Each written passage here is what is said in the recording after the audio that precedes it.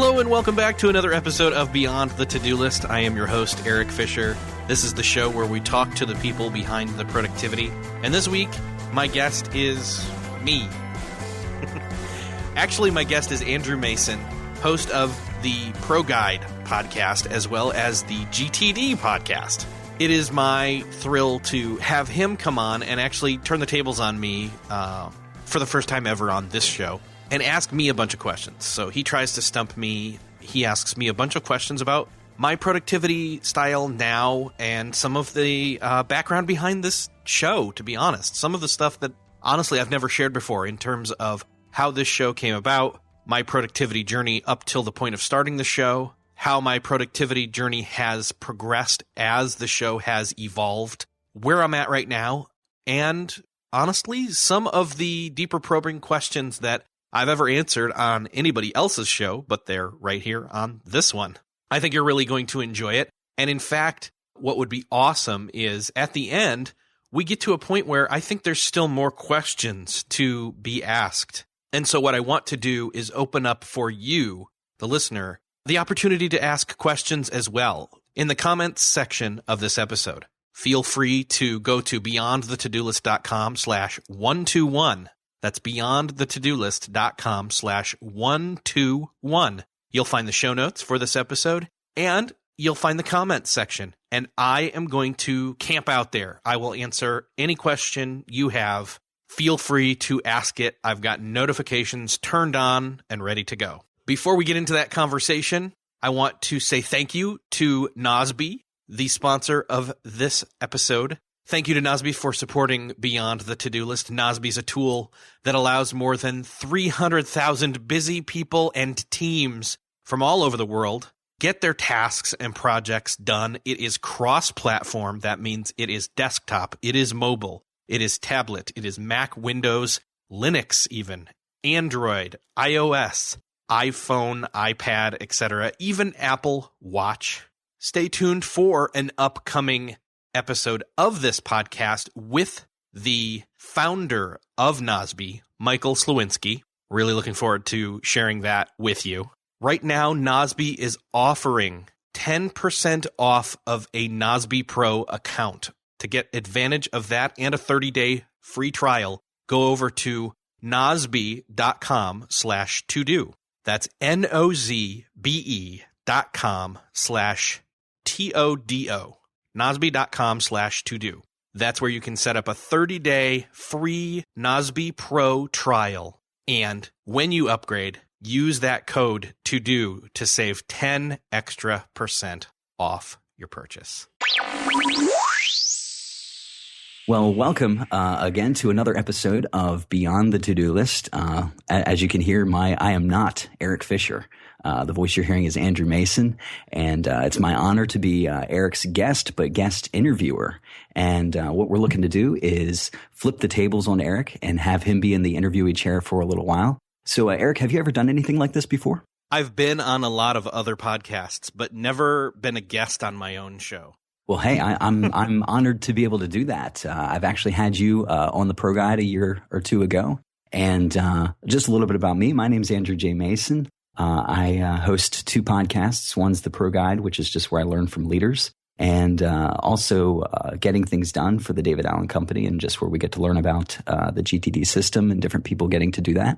But I'm really, really interested, Eric, in talking a little bit about your personal systems, your processes, and maybe even a little bit about how Beyond the To-Do List got started. So I think maybe even one of the first questions that people, your audience, would be interested in is learning a little bit about your story.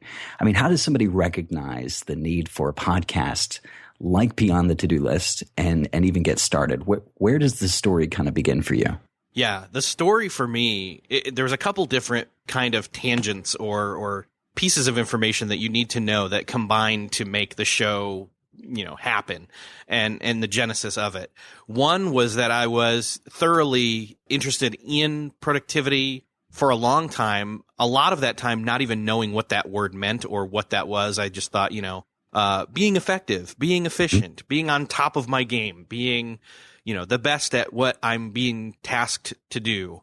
let alone not even going into the whole subject of deciding what it is you want to do and being good at those things, or what you're made to do, or your calling, and all the different cool kind of stuff that I've been able to explore with the show. So all that was kind of in flux. And then podcasting came along, and, the story goes that I got up, so I was sitting doing data entry in June or July, I forget which. I know it's a J month, in the middle of 2005.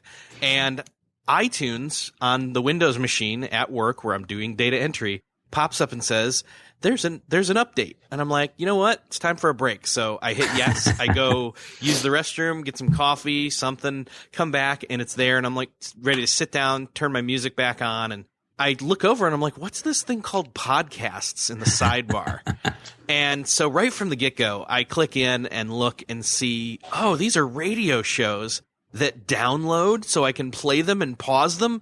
Genius. And right away I knew, I want to do one of these. I love just the even it's not even 11 years ago, but just the nostalgia I'm feeling about the idea of podcasts. Were there ever times in your early days where you're like, man, I don't know if this is right. You're getting it started. You're getting your first show together. You're kind of coming up with the material and everything. And there's not really a best way or a perfect way to kind of do this. So how do you go about putting yourself out there? Well, the thing you need to know, and I think most people need to hear, is that Beyond the To-Do List was not my first podcast. It was my first solo podcast, if you can call doing, it's a solo show except for the fact that I'm talking to other people. So it's still not just me most of the time. It was not my first show, however. For a long time, I listened to a lot of other shows. So I immersed myself in the world of podcasting and listened first, consumed first.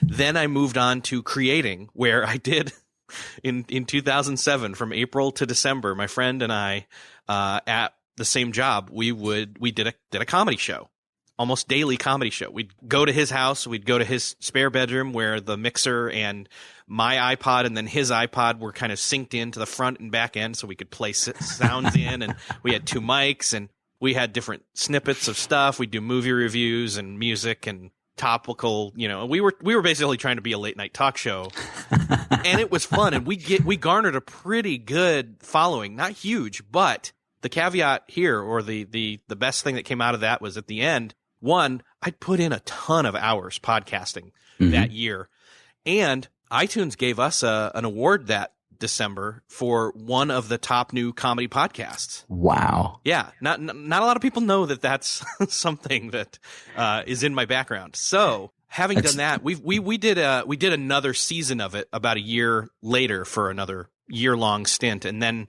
called it quits. And by that point, I'd been friends with Cliff Ravenscraft for a few years and called him up and had said, hey, do you want to do a show with me? And we did something called Social Media Serenity for a year and a half.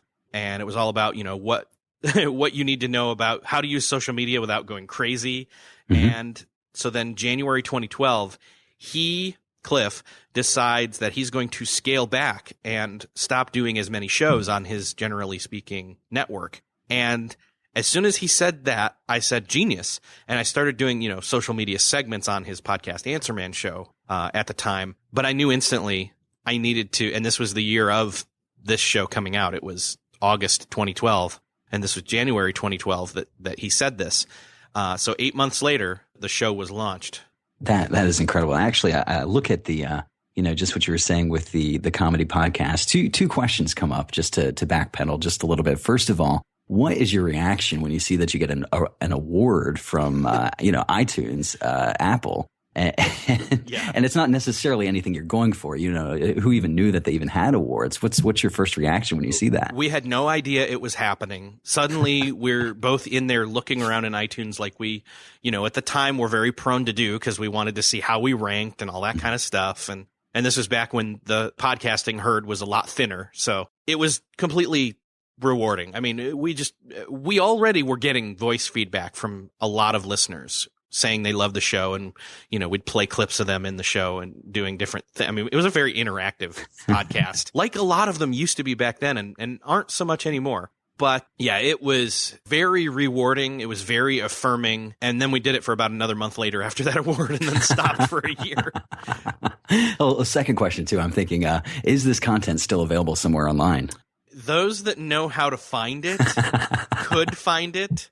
That is all I will say about that. Okay, However, good to know. Good to know. I do have an idea of maybe pulling out a piece or two here and there and putting it up on SoundCloud for people to sample. So, well, kind of bringing it back up to speed where you were talking about 2012, this show, has its origins.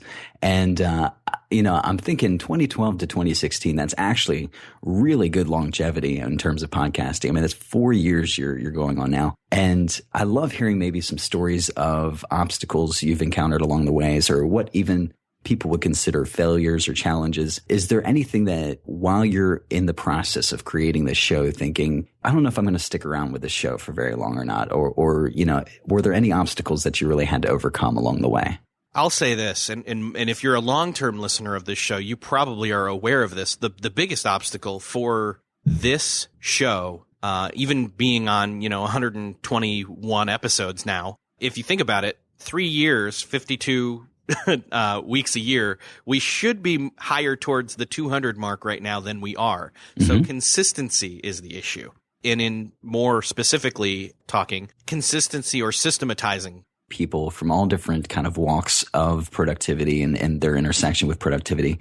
Are there any favorite guests that kind of stick out to you? And if so, are there any most kind of valuable pieces of advice that you've received so far on this show? Stuff that's, you've listened to it and you've taken it to heart, and it's not just, that surface level, okay, that sounds like a good one-liner, but something that, man, that's actually really changing the way that I'm going about my day-to-day life. Yeah, one of the things that really stuck with me, and there's a number of them. I mean, you can't have 100 and whatever episodes without having takeaways, but one of the biggest ones, honestly, was Michael Hyatt. We were talking about looking where you're going to instead of looking back and trying to avoid where you've been or where others have been. We were both specifically talking about the fact that, we had issues in our past with our fathers, and by looking back and saying, I don't want to be like that, mm-hmm. we were self-sabotaging. And in the metaphor I think that he gave was something along the lines of race car driving, and where you have to, when you're going around a curve,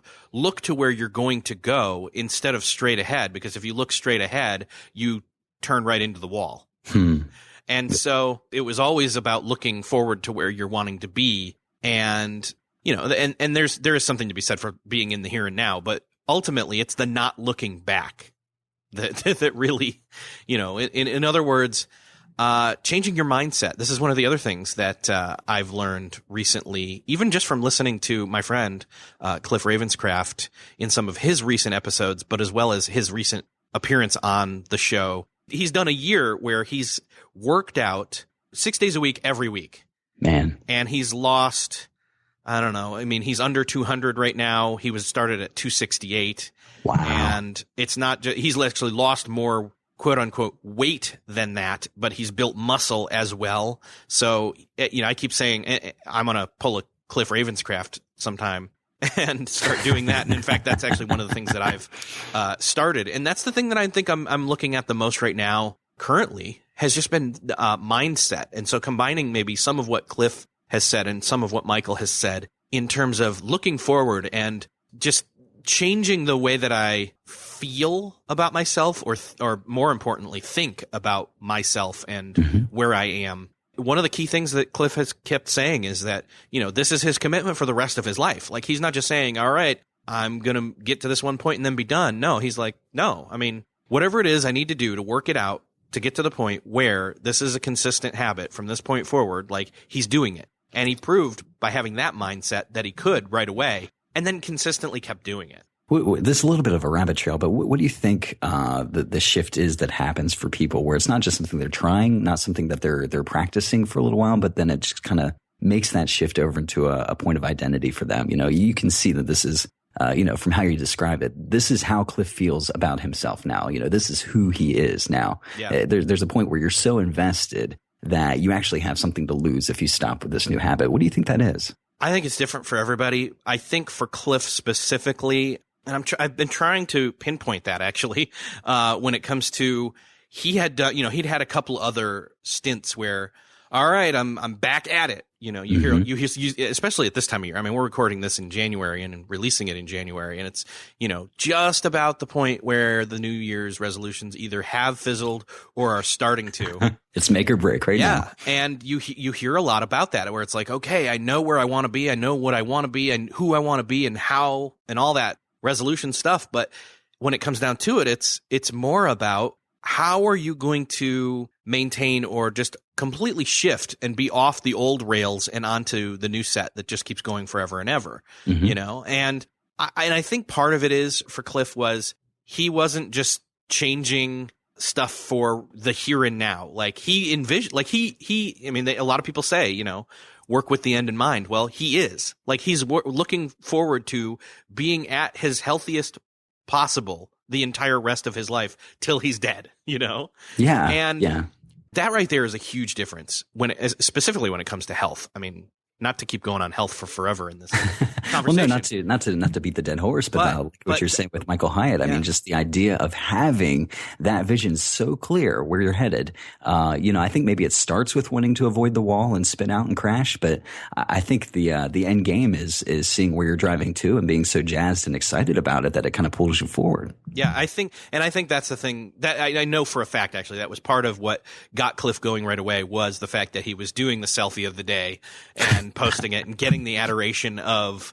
and the kudos from the fans and the community that he has built up around him over time. And that kept him going in the beginning when it was a struggle, even though he was still super excited. But as he used that momentum to move forward, he moved forward into the point where it was a habit and then an addiction. I love it. I actually would love to kind of shift gears a little bit and talk, and it's kind of a great segue to talk about your personal system. I mean, the show is called Beyond the To-Do List. I mean, we're talking about people's habits.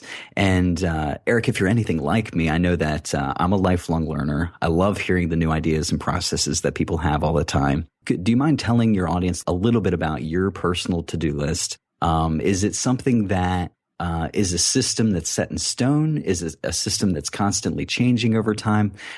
Give us a snapshot of what that looks like for you. Well, like you, I'm one of those people who tries all the different tips and tricks and tools and tries to, hunker down into something new and see if it'll work better than the other one just because new and shiny is fun. And that's not always a great thing. I try to stick with, I try to tell people, look, pick one and stick with it. Don't worry about the tool. Unless you have no tool, then pick one, for example, maybe my sponsor, and stick with that and run with it, Yeah.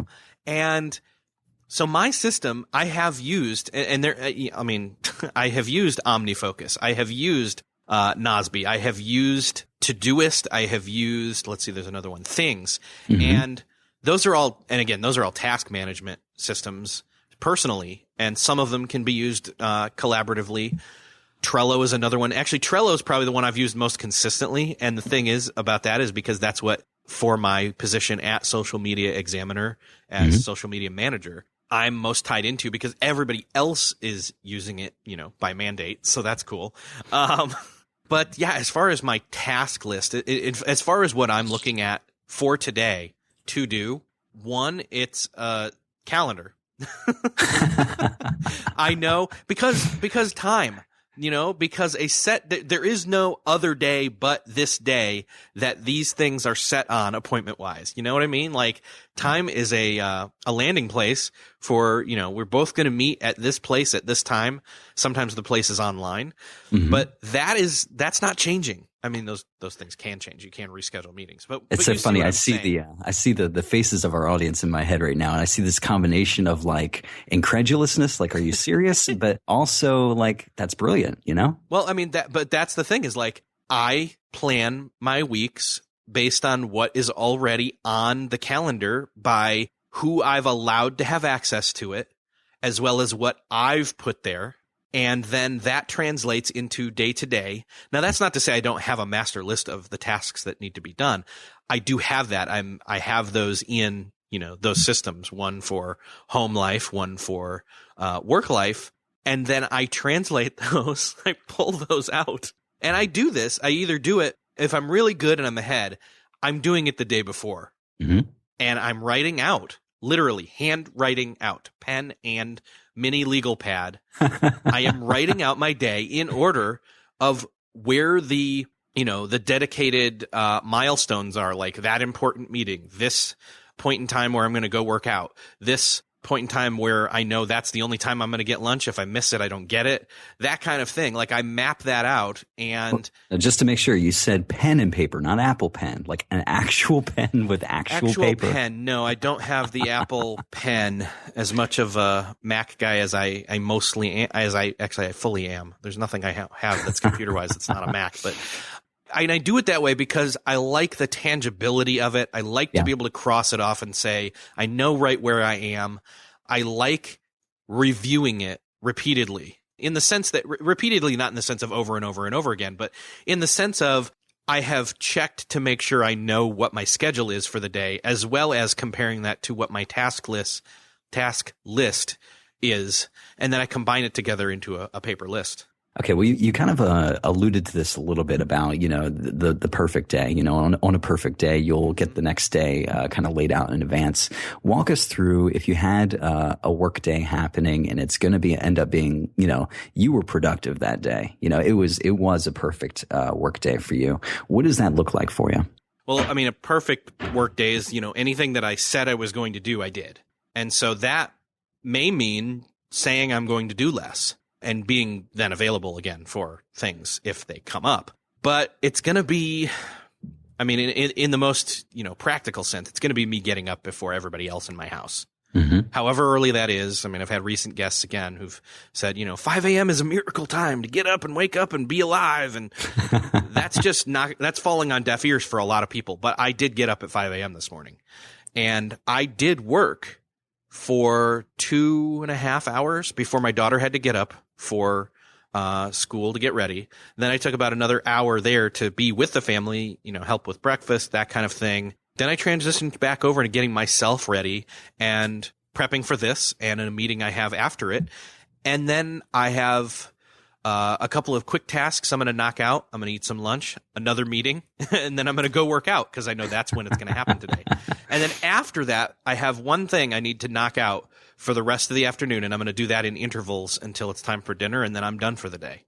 That's awesome. That's awesome. As ideal as that may or may not be, that's what I'm doing today. Yeah, I love just to hit on what you were saying, no matter what time it happens to be, you still end up on a perfect day getting up before the rest of your family. I'm trying to remember who it was.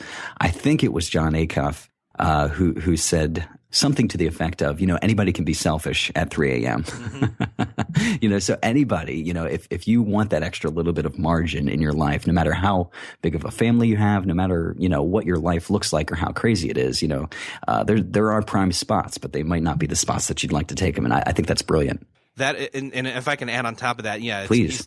Being selfish at 3 a.m. or 5 a.m.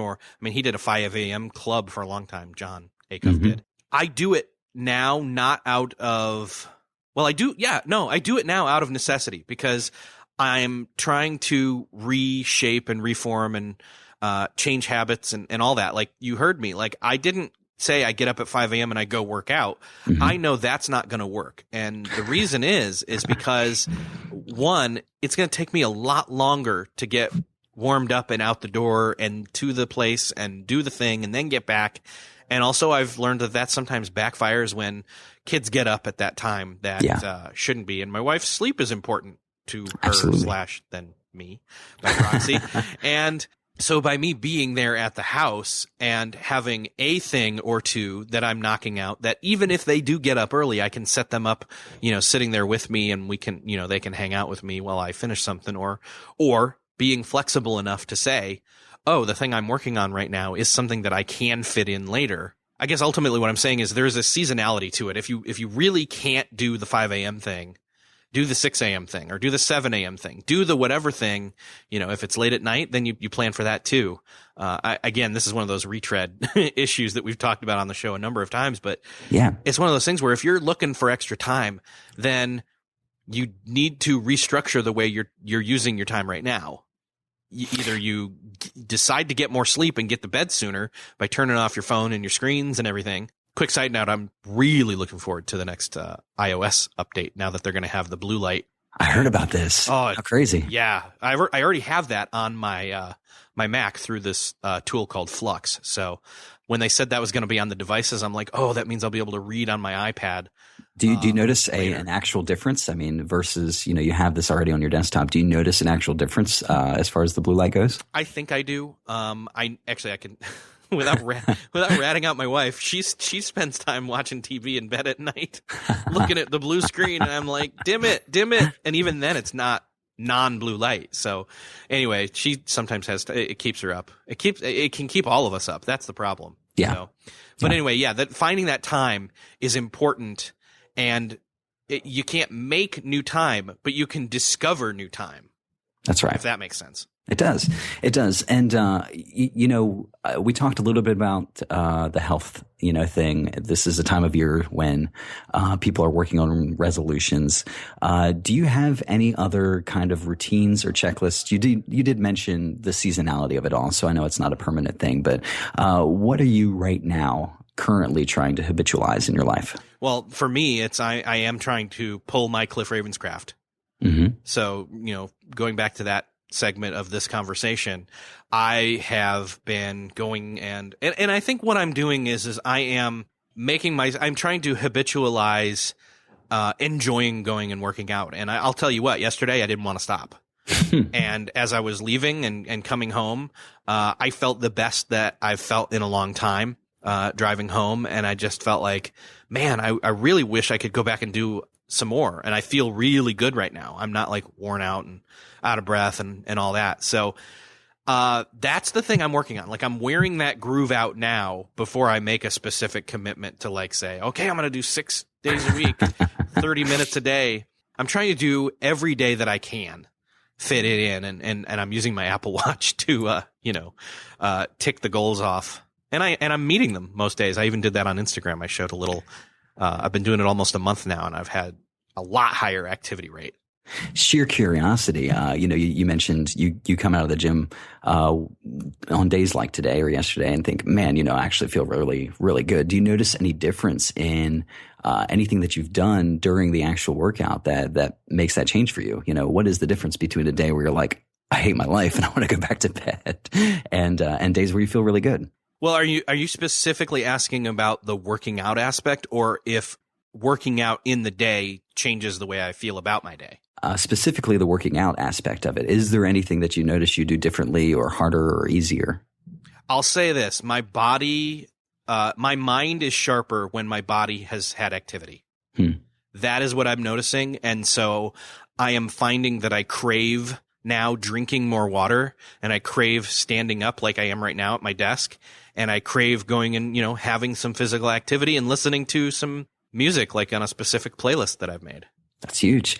Well, as far as your entire workflow goes, what has been the most difficult thing to implement so far? You look back on your successes. You look back on the things that you considered to be wins on your to-do list or wins inside of creating or crafting a process.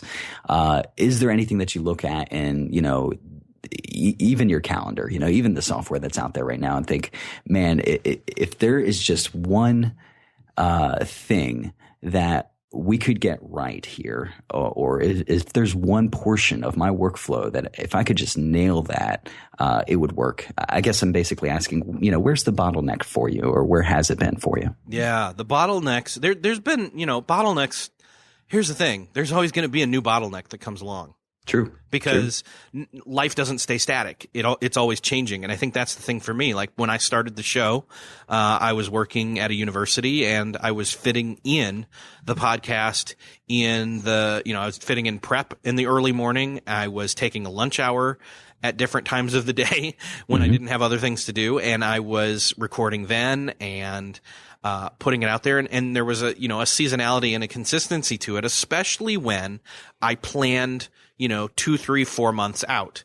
Then things changed, and I was working from home, and that was a whole other animal that I never, man, I tell you what, remote working threw me for a loop in a bad way. And, I had to catch up. I had to play catch up with relearning a lot of different things when it came to time of the day, workspace, my own energy.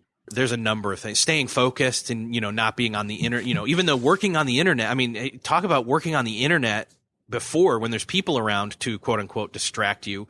Then when it's just you and your mind and you have this guilt of, I should be doing something right now, and I am, but then I went off into something else that's also work, but not as immediate or important as what I need to be doing right now. Like, it's all self-management. And again, self-management was the whole reason I started the show. I was just so interested. I started it because I wanted to, one, talk to some awesome people that I was hoping to get to talk to, and I have. And I wanted to get out of them how they got to do, how they decided to, and how they got to the place where they would do this awesome work. And in other words, it came down to, how do they self-manage? And so anyway, that threw me for a loop. And, over the course of the past 3.5 years, going on 4 years now with this show, yeah, I'm the productivity expert who has times been a complete hypocrite when it comes to productivity. And I'll be upfront with that and I'll say that with complete honesty and transparency because, one, it's true. And two, that's an inevitability for anybody who's good at productivity or good at self-management. Things change, the sea shifts, and then you get your bearings again. And I think the thing that probably the biggest lesson I can share is don't wait to get your bearings again. Like, when things are unsettled, there's a reason, and it's good to take a minute, and even not in a hyper paranoid way, but in just okay, where am I at? What's important? What is the expectation of that I've given myself or that someone else has on me right now? Am I in check with all of that? And that's why I kind of started to operate by the calendar and the list of tasks, and copy it down into, okay, here's my map for today. Yeah. I mean, it's the recalibration, the refocusing, and the sooner you get back on track, the sooner you keep going. Mm-hmm. And you said the word right there, recalibration. I think just daily recalibration, weekly recalibration, and then even monthly. But I even have been starting to operate in just okay, from here through to, it's January through the end of April is kind of where my mindset is right now. And then if there's a hopper for future in the year, it's, May through to about end of August or mid-August. And then it's from, so it's those not quarters, trimesters. I guess that's the right word. I'd say trimesters. Yeah. So that's my scope as far as how far out I'm looking. And, that's not to say I'm not like, now next year, but right now I'm recalibrating all that. Yeah. So the whole idea of a 5-year plan, 10-year plan, you're basically saying, not screw that, but basically, I want to work with most of my focus on the next couple of weeks coming up. Yeah. And as my now pertains to my future, those 5, 10-year, whatever plans, again, what I'm doing is like, look, in the future, I want to be, and I'm bringing it back to health again real quick. In the future, I want to be the most healthy possible person I can at that point. So what does that mean for me right now? Well, it just means, look, where that groove of habitual activity now. It means getting up early and going to bed at the right time. It means turning things off at a certain point and focusing on people versus things. That kind of stuff. That's where I'm at, is like, I'm just, and all of this is, again, I'm currently in a new stage of recalibrating.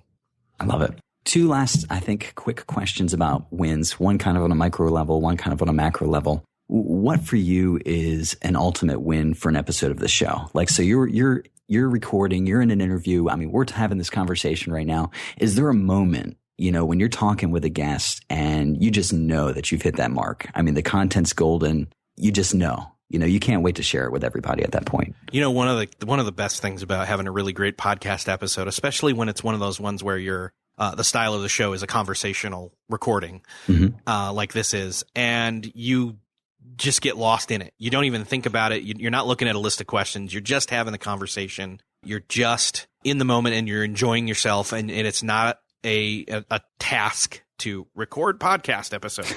All that melts away and you're just in the moment having fun with it and enjoying it, and you don't want it to stop because you're just having fun. there's that. That's one of the key pieces when I know an episode's good. And then 2, I think just when a guest blows my mind and I'm like, whoa, okay, I'm going to have to go back and listen to this episode for sure.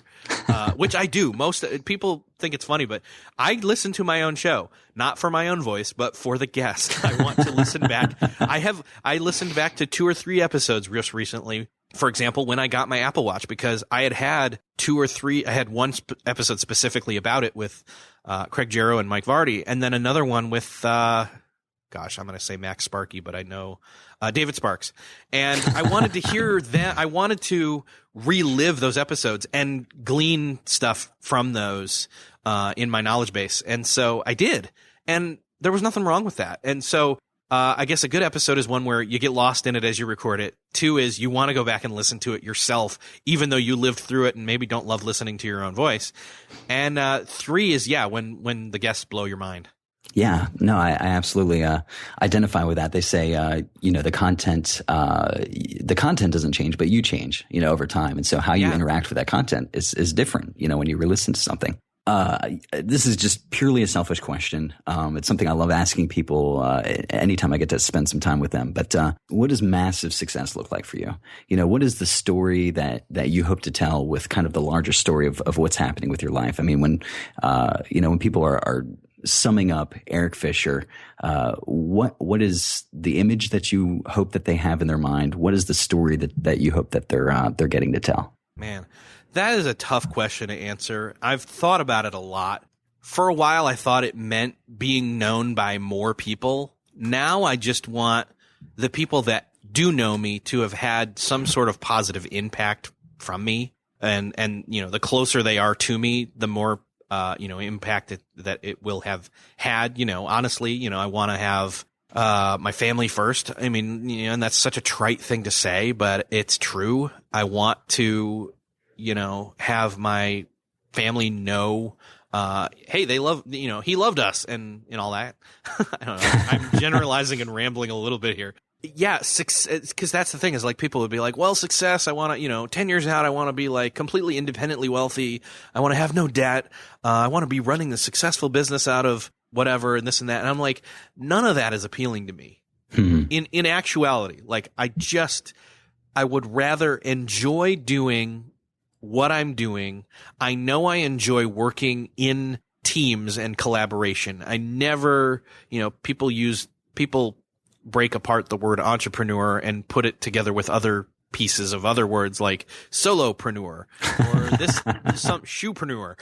And, none of those are appealing to me, to be quite honest. I want to work with people that I like working with and enjoy doing good work with them and enjoy stopping doing that work and spending time with people I like to spend time with and doing fun things. Like, is it any more complicated than that? Really? No, it's not. But we make it that way. I mean, I boil it down to that. I mean, I just keep thinking about it. And I'm like, no, the best times I've had is when like I go see a new movie that everybody else has gone and seen. And I've seen it with a best friend of mine who, we've both had really deep conversations about it. And, and then also hanging out and talking with my daughter about it a little bit. And then, spending time with my son as he's discovering, how to write his name and stuff like that. Like that's where I'm at. That's what I want I want a simple life and I want to share that with a good impact for other people. I guess that's where I'm at right now. I just don't see, building some huge productivity or social media empire being in my future. Sorry, no, people. That said, don't stop following me. Yeah, I don't think that's a disappointment to anybody. And I think if anything, there's probably some heads nodding along with the conversation because it, in all honesty, it's coming from a place of authenticity. And I think that that's something that everybody wants. So, no, absolutely a good answer. That's it for my list of questions. So let me say, it's been an honor to kind of flip the tables and get to hear your side of the story. I think that it's something that your audience is going to find super valuable as well. And thanks for letting me kind of ride along and just get to listen to a little bit of what you do. Yeah. Hey, thank you. And thank you for what you're doing over at the Pro Guide. And congratulations. I think I've said this privately, digitally once, but in public, I just want to say congratulations on you doing the hosting of the GTD podcast, man. Goodness, dude. Blown away. I'm almost, there's kind of like this feeling for me where it's like, maybe they'll find out, Right. Like, do they know? But no, it's amazing. And I'm super thankful to get to hear a lot of people's stories as they interact with GTD. So it's a fun ride over there.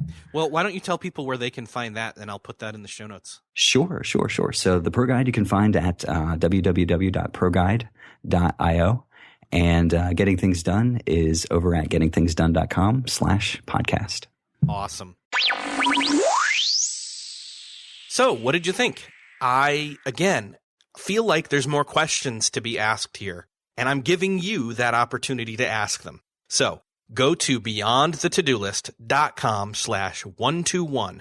That's beyondthetodolist.com/121. And you will get the opportunity to ask any question you want to there in that comment section. I will be camped out there. I will be ready. I will have notifications on. Ask away. Thanks again to Nozbe for supporting Beyond the To-Do List.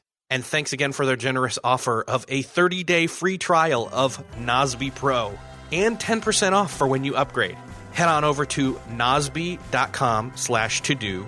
That's Nozbe, NOZBE.com/TODO.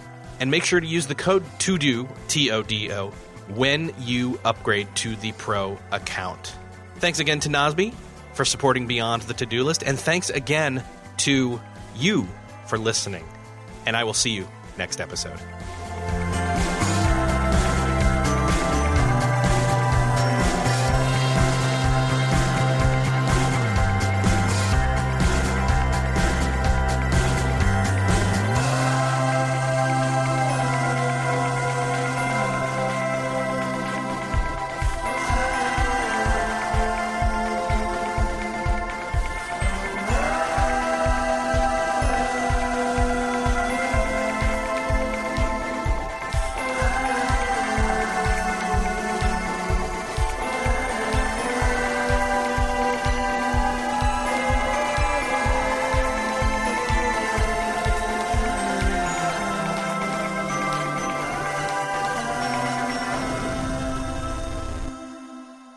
Beyond the To-Do List is a proud member of the Noodle Mix Network. Find more of our award-winning and award-nominated podcasts to make you think, laugh, and succeed at noodle.mx.